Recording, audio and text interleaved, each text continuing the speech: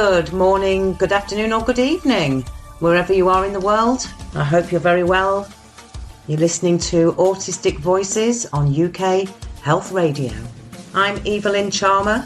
I'm a paediatric therapist and I'm the director of EdElf Child Therapy Limited and its sister training company for therapists, the Child Hypnotherapy Institute. And I've recently been diagnosed autistic myself.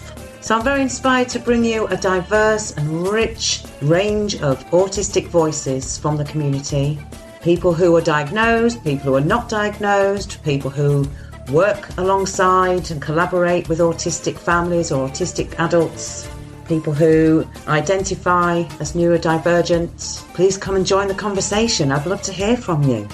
You can email me at Evalynne, that's EVALYNNE, at childhypnotherapyinstitute.com or contact me via the show. Thank you for joining me with Autistic Voices on UK Health Radio.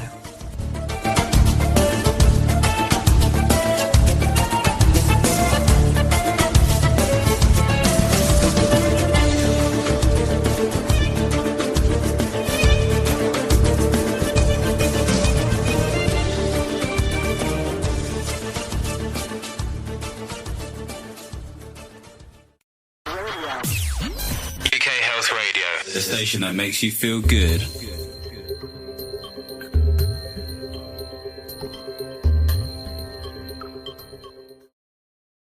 Hello, my guest today is Simon Preston. He's autistic himself. He's an autism advocate and a maths lead practitioner in a FE college in the Midlands. He's also a husband and a father. So welcome to the show, Simon.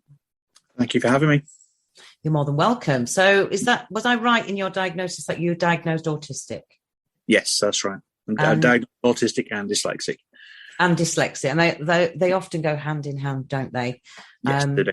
And some people find that they also have ADHD and some people have dyspraxia. Some people have physical disabilities and all sorts of things.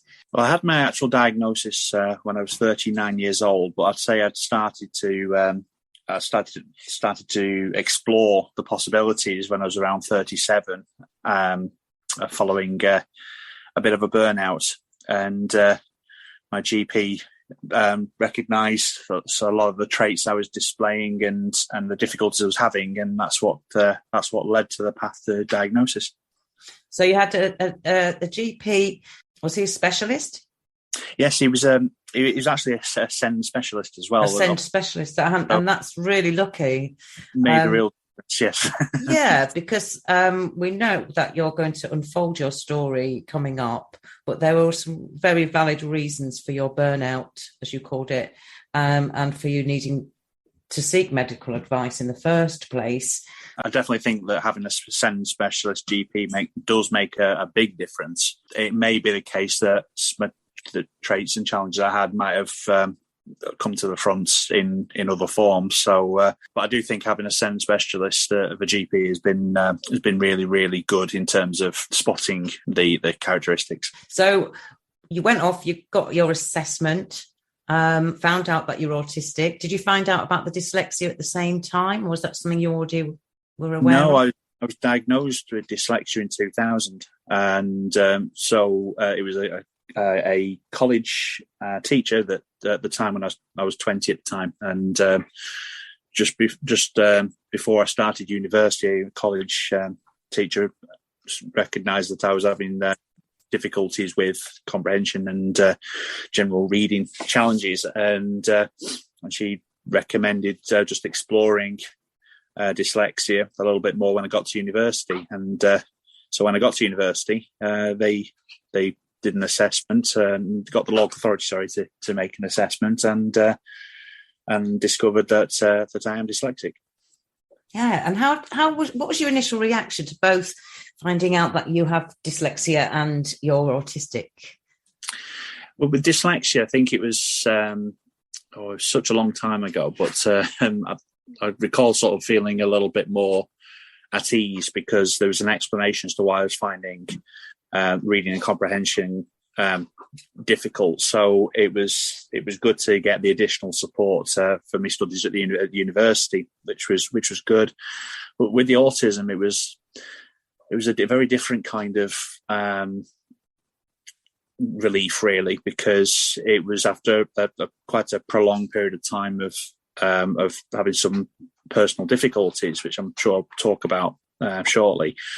It was my actual first reaction to being diagnosed as autistic. It was I burst into tears because it was a relief. I realised that I wasn't a problem, and I subsequently realised that I actually am just another unique individual, just like everybody's unique individuals in the way they think. So I don't feel abnormal or anything now, and that was a huge relief. That was at the time. Yeah, so there were happy tears.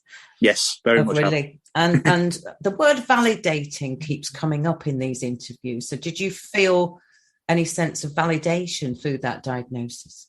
Yes, very much so. Very much so. It made a difference for me to sort of understand how life changed around, especially after my daughter's passing in 2010, and how life became very turbulent ever since then. And so when I did receive that diagnosis, it did feel very validating, and it did allow me to understand how I got to where I am, and also then, more importantly, how do I move forward? So you've just brushed on your one of the core parts of your journey, I suppose, and you mentioned that in 2010 you lost your daughter. Her name was Bethany. So just before we talk about that, so the timeline was that Bethany died in 2010 and you were diagnosed autistic in 2019, is that right? Yeah, that's correct. So there was a 9-year period of you finding life difficult, and before you met up with the SEND specialist who sent you for your assessment. Yeah, that's right. Okay. So first of all, really, really sorry to hear that you lost your daughter. I'm a parent myself, but even if I wasn't, I can't imagine anything worse than that as a person, as a human being. It's the worst experience of my life. It really is. And it's true what they say is that unless you've gone through something like that, you never really know.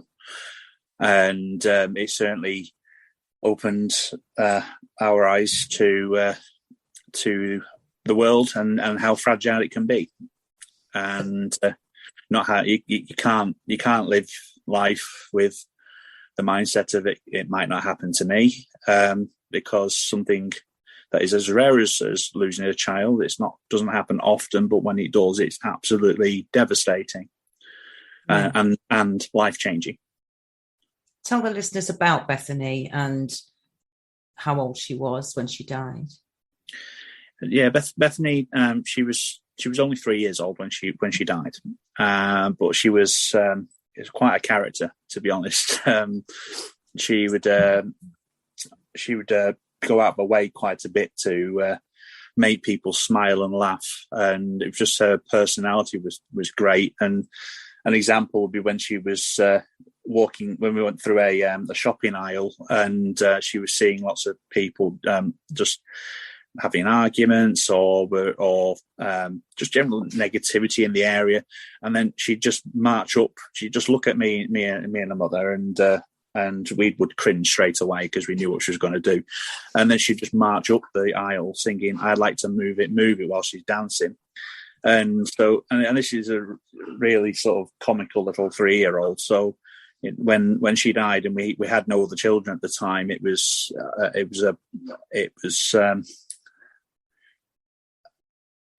always still very difficult to explain what that's like, but it's just smashed our world to smithereens. Yeah. Well, I was going to say, I can imagine. It's actually really, really hard to imagine. It's your worst fear as a parent. And you, I understand you found Bethany dead Yes, as well I did. yourself, I which did. must have been incredibly traumatic. It was. And with what I now know about myself, I can now understand my reactions when I first found Bethany as well. What were your reactions? Well, I did. At first, it wasn't. I didn't panic. I just shut off all emotion effectively and tried to focus on bringing her back. So when I saw her lay down face first and she wasn't responding, and I turned her over, her eyes was rolled upwards, so you can only see the whites of her eyes, and she had pooling around her legs and things, and I knew something was wrong, and I had to I basically shouted to Colleen and my brother-in-law was there at the time to ring an ambulance, and I just focused on CPR and doing everything I can until paramedics arrived.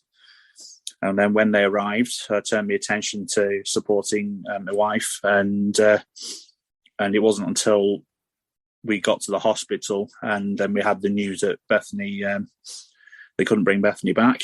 That's when the floodgates completely opened. But I used to think that because I was able to shut off my emotions, is that I just felt like for quite a period of time that I didn't. I blamed myself quite a bit, and about her death, and as a father should protect her and things like that, and I went through time blaming myself quite a bit. And why didn't I panic when I saw Bethany? Why was it I was able to shut off emotions and things? And it wasn't until learning about being autistic that this was something that actually is something I'm able to do. But I did afterwards break down, and it was a terrible time. Yeah, and who's to say how anyone will behave in that situation?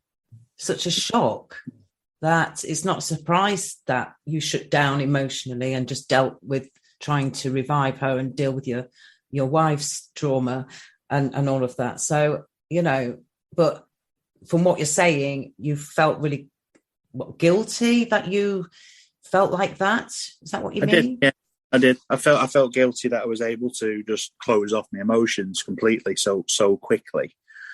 But it was almost like I had a focus. I had not quite like a job to do, but I had a focus to bring her back. Yeah, well, it wasn't your job at the time. You went into survival mode. That's right. Yeah, that makes sense, because it was like a survival mode, and I was very focused to bring her back. And yeah, the shock and everything didn't hit until we were told that they couldn't bring Bethany back, and it was even more amplified when we got home. And because this happened very early in the morning, about 6:30, 7 o'clock in the morning. So when we got home from the hospital in the afternoon, and you could see Bethany's clothes are there ready for us to get her dressed and things, all that, and her not going to be coming home. That's when it really hit, and that's when emotions then became very overwhelming. Thank you for talking about this. It's really important to talk about it. And I'm sure there are people out there listening who can either connect to your experience. They've been through something similar, or they're going through it right now, or they can, have the same fears around losing a child like that and totally relate. And it's really important that this is spoken about. And I don't believe it's spoken about enough. So it's really, really amazing of you to do that.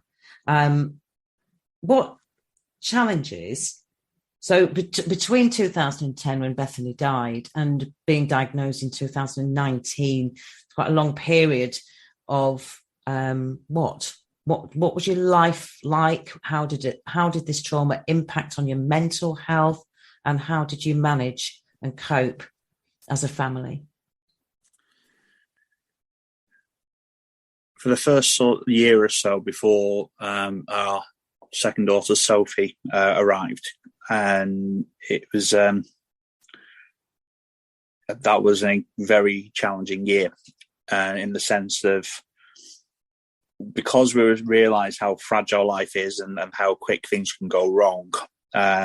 we were expecting that things can still go wrong. And I think the two main areas that are in our life that was impacted on this was my jobs, and also friendships with people as well, because our friendships changed quite a bit, quite significantly. Because we found that people who normally speak with us that much, and so on, before Bethany's death, suddenly became very, very supportive and helped quite a bit, and people who we were classing as close friends kept the distance quite a bit, and which was very confusing to us, and our social circles did change quite drastically as a result. But in terms of my job role, because I felt guilty and I felt a failure as a father, I was very focused on trying to prove, not just to myself, but to everybody, that I'm not a failure. So I went seeking promotions and I'm trying to raise people's awareness that I'm not a failure, that I can achieve things. But what I wasn't dealing with at the time was the actual grief. And subsequently, I ended up in depression, and I've been in depression ever since. And but what hasn't helped was that when I moved to a new job, you've got to start all over again with building professional relationships with people and so on. And my mindset at the time wasn't in a good place as it is. So when something goes wrong, I was getting paranoid about it, and then I would then just move on to another place, basically. And then I just got into this loop of starting off somewhere, doing really, really well with it, and then something just went wrong, and then I would move on, because I had it in my head that they're just going to fire me. They're just going to get rid of me because I've got this. It's difficult to explain it, but it is. I do feel it's trauma related to. Do you know what? You're explaining it really well, and I think your experience is probably going to hit home to a lot of people who might be really going through a similar thing. And I think, it's okay for someone to say to you, it's not your fault, you're not a failure, but how you feel in every fibre of your being is how you felt, and how you're saying that the depression hasn't left you, and so there's still a part of you that's there, in that trauma and in that crisis and in that loss, and trying to prove yourself to yourself and everybody else by seeking promotion, walking away when things don't go right, for anybody. I don't care what type of brain functioning, for absolutely anybody, I think is quite a normal, response to that level of trauma. And it's okay. Yeah. But doing that for such a long time, persistently, and trying to adapt to change all the time, like you said, starting afresh, new colleagues, new things to learn, new stuff to absorb, new processes, and all the while, probably a degree, may I, take the liberty of suggesting that there was probably a degree of you masking, yes, your mental health and how you were grieving and how you were feeling, maybe masking it from yourself, but certainly from all these new people you're constantly in communication with, and also masking sort of autistic traits that at that time you didn't even know. Sure.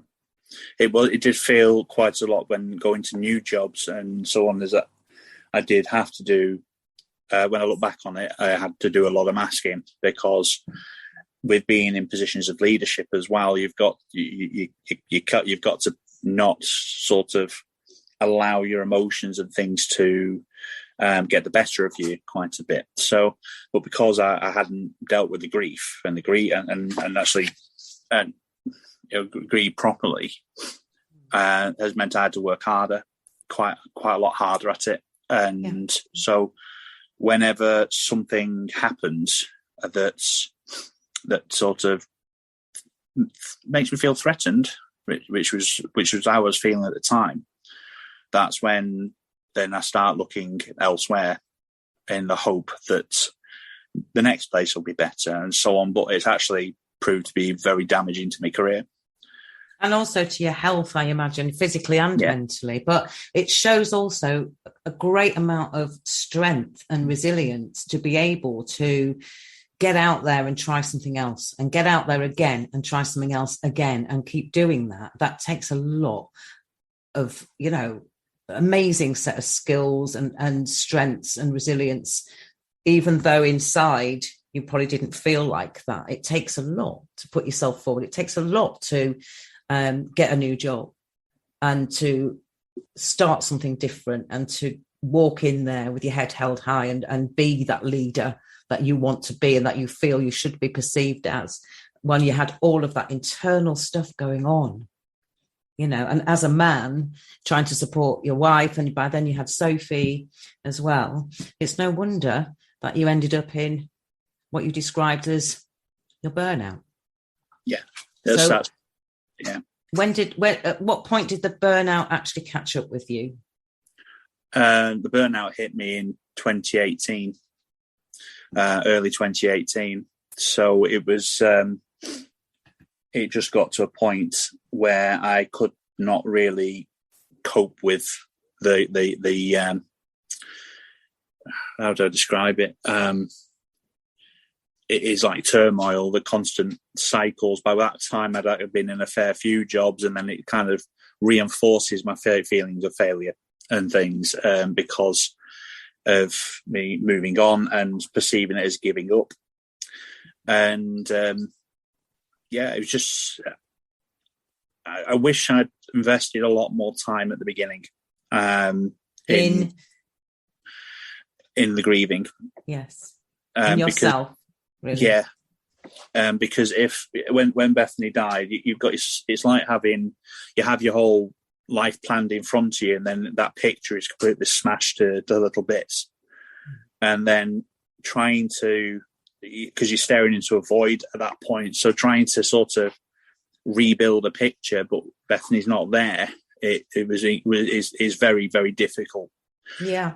And so I'm trying to also find the roles and the jobs that I can do, that I can go into, but it wasn't because of being so intensely focused on trying to prove people that I'm not a failure, and to myself more than anything, that I'm not a failure as a father, kind of really sort of took over. Thank you. We're going to go to a break, and after the break, we're going to talk about what support you've accessed and still access, and what you think's been helpful. UK Health Radio, the station that makes you feel good.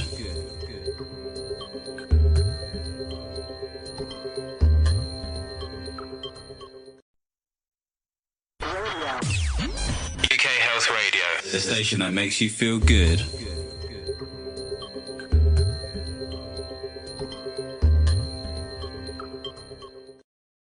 Hello, welcome back. You're listening to Evalynne Charmer on Autistic Voices. I have a very special guest today. Been talking to Simon Preston about some of the challenges that he's faced in his life. He's been incredibly brave and honest in sharing that with us all. So thank you. Welcome back, Simon. Thank you. Good to be back. Yeah, thank you very much. So are you okay to carry on? Yes, yeah, okay. Certainly. Brilliant.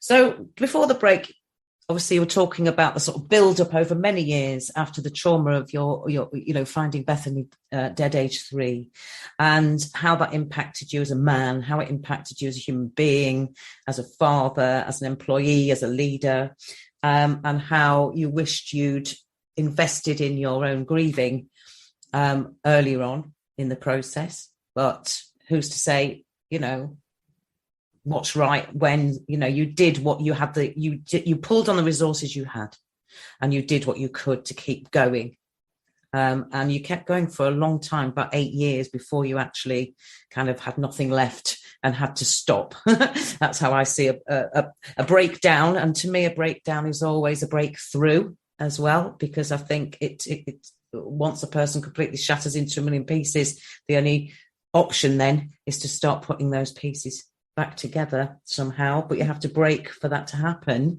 And often what can happen when someone's grieving is that they hold on really tightly to being in one piece. You know, it's a very scary situation to let go, and it sounds like it took you many, many years before you finally allowed yourself to break. Yeah. So what helped you in your recovery? I'm not going to patronize you and say that, you know, you're over it and you're well now and you're not depressed. That's not what I mean. But in your path to where you've got to today.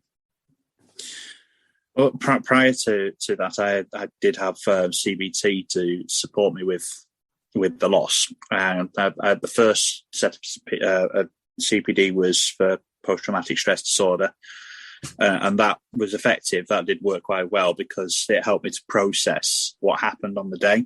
Yes, and that helped quite a bit, because that actually did start to reduce flashbacks and things. So and it was a big step forward, that was. But when I had the CBT for depression, that wasn't as effective. It wasn't until we started to explore the possibility of being autistic at the time that CBT then stopped, because of actually we need to explore more around the autism first. I mean, I've had two burnouts. The first one was one that we just mentioned now, and that's what kind of led to the GP picking up when I was describing a lot of things that were going on and talking about my reactions, and just generally talking about the 8 years prior. And that's when he suggested, have you ever considered that you could be autistic?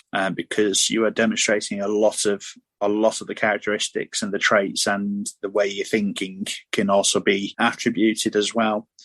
And I said, I've never thought of that before, but because I'm dyslexic, I wasn't overly surprised at the same time, but I'd never considered it. So I did a couple of these sort of screening surveys and things, and that came back quite high chances of being autistic. So that's when he referred me on. And then the process took about, in total, about 2 years-ish to get to the diagnosis point. But I had the initial assessment with the psychologist, and they basically, which is a bit like a triage, forward it on, said definitely worth considering autism.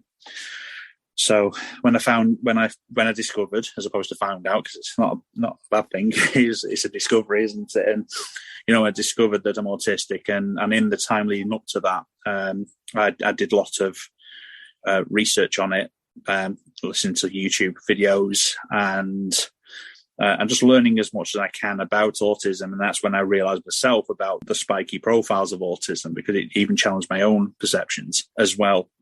And it's true what they say, isn't it, that when you've met one autistic person, you've met one autistic person. And it was the first time in a very long time getting a bit more excited about it, because there was an explanation that I could sort of look back on and think, that makes sense now. That makes sense now. And then I can then start to sort of make changes that I can make. And things were improving as a result of it. And then the second burnout was as a result of the pandemic, and the sudden change to working with people in their physical presence to everybody behind a computer screen and talking to initials quite frequently. And after the first, it was about 2 months into the pandemic, it was, when after lockdown, that's when I then went into a burnout. So then I started reflecting on that, and it is that sudden change, my usual ways of communicating with people, because I like to use my hands when I'm talking, and I like to doodle when I'm talking, and usual things that I do, and drawing using diagrams to explain things I couldn't do, because at the time I wasn't skilled enough on technology. That led to another burnout, and that's when, like you were saying before, you start to think about, after a breakdown, it's a breakthrough, because that's when I decided to study an MBA. UK Health Radio, the station that makes you feel good.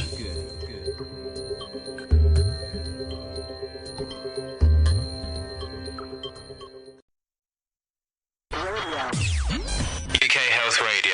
station that makes you feel good.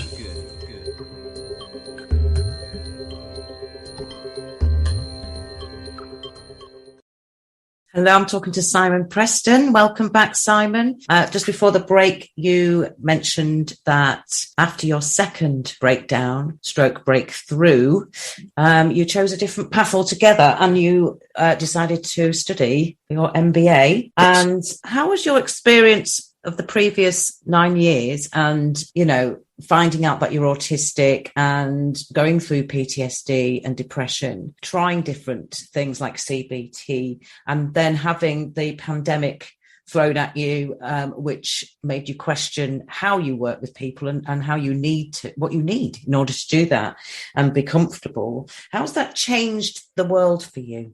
As in, what are you doing differently now in terms of your work and obviously your studying? I think I'll always say this, but the decision to study an MBA is probably the best decision I've made in a very, very, very long time, because it's allowed me to focus onto an area that I'm quite passionate about.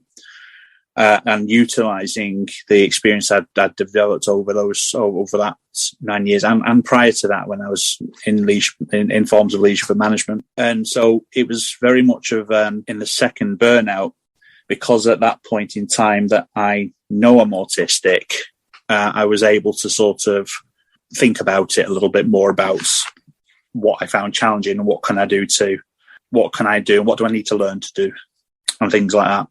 So whilst I was studying this MBA, because with an MBA, it's me and the degree. So I get out of it as much as I put into it. So it's not influenced by anybody else other than people that are trying to help me succeed in my lecturers. And I've got some fantastic lecturers, I really have. And they're even pushing me on to do a PhD now as well, which is what's quite nice. Amazing. And what's this, before you carry on, what is the MBA in? The MBA is in educational leadership and management, but I'm specialising in the field of neurodiversity and neurodiversity in the workplace, and how can working environments be more inclusive and by taking the approach of the social model of inclusion. And what I'm focusing on at the moment in my dissertation is on how when an organisation embraces neurodiversity, that it can actually lead to benefits for everybody, the organisation, strategic advantage, and also for progression opportunities for neurodivergent staff too.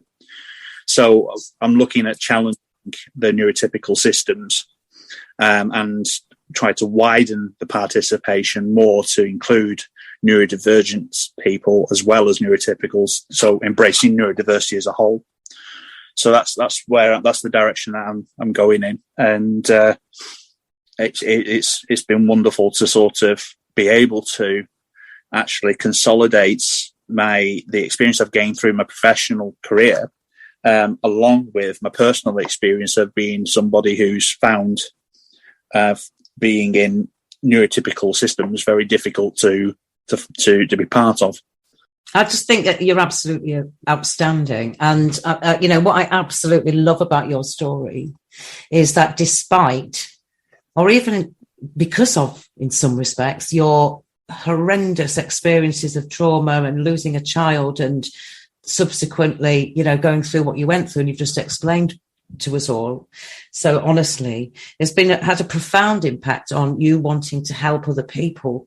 And that's what you're doing. Fundamentally, is you're studying and you're putting it out there, and you're now advocating for people to have a much better, fulfilling experience of work and the workplace and education, which is something you struggled with yourself, even when you didn't realise you were struggling because of being autistic. So I can't commend you enough, Simon, for, not giving up on life, not giving up on being valuable in society. You've got how many more children now? So you had Sophie. I've got two. We've got Sophie, and we have Phoenix now. He's 18 months, and he's a real character. Phoenix, wonderful. 18 months. So You've not given up on anything, and what you have done is you've gone through the darkest experiences that anyone can imagine going through. But when you've come out the other side, you're bringing so much light with you to the world. That's And Bethany's inspiration, because that's who she was. And and she inspires us still even today. And when she, despite people might not be in a good place, she was always trying to make people happy and smile and make a difference to them. And so that's something that I've always carried forward with me. And although the time leading up to starting my MBA had been incredibly turbulent, that has been the pandemic itself has really sort of made me rethink on some things, and actually just doing and realizing that I'm not a failure, and I'm a unique individual, just like anybody else is a unique individual, and I need to spend the rest of my life doing what I feel I can do best. And so if I can make a difference to other autistic people's working life by contributing to the research and or supporting through coaching and things, then that's fantastic. And very much something I want to do. Oh, it's just absolutely wonderful. And it's really ringing in my ears now that you said I'm not a failure at the end of our chat, because I think that's such an amazing circular journey that you've described, and it's amazing. I've got tears myself now of joy. To hear you say that is truly heartwarming, and I'm sure there are a few wet cheeks out in the world listening to this right now. So thank you so much. And we're going to wrap up, but before we do, is there anything else you'd like to say to our listeners? Yeah, I mean, my daughter's has been diagnosed. She's 10 now, but she was diagnosed as autistic just a year ago. And just want a big shout out to a school, Woodfield Academy in Redditch, who have been absolutely fantastic in their making adjustments for her. And she was a school refuser for a period of time, but the adjustments that they made to reduce the trigger points for anxiety and things have been really, really good. And it has made a big difference. So I just want a big shout out really because it's not often that schools get a lot of good press, a lot, and for the work that the fantastic work that they do. And so I just felt it was important to sort of express my gratitude to them for what they've done for my daughter. I couldn't agree more. Absolutely 100%. So a shout out to Woodfield Academy in Redditch for their wonderful work with Sophie, and I'm sure all the other students who are at the school keep up the good work. Really good to hear. So thank you very much for your story and for sharing. You're more than welcome to come on the show again if ever you want to. And if listeners want to get in touch with you to hear more about your study, your research, or your work for true inclusion in education and the workplace, how might they do that? They can contact me on LinkedIn, probably the easiest place to find me. Well, we'll put a link in the bio with the show when it goes out. So it's been wonderful listening and speaking with you today. So thank you very much, Simon, and best of luck with the MBA and the PhD. Thank you very much. You're welcome. Bye-bye. Bye-bye. Thank you for listening. I'm Evalynne Charmer. This is Autistic Voices on UK Health Radio. And special thanks to our guest of the week.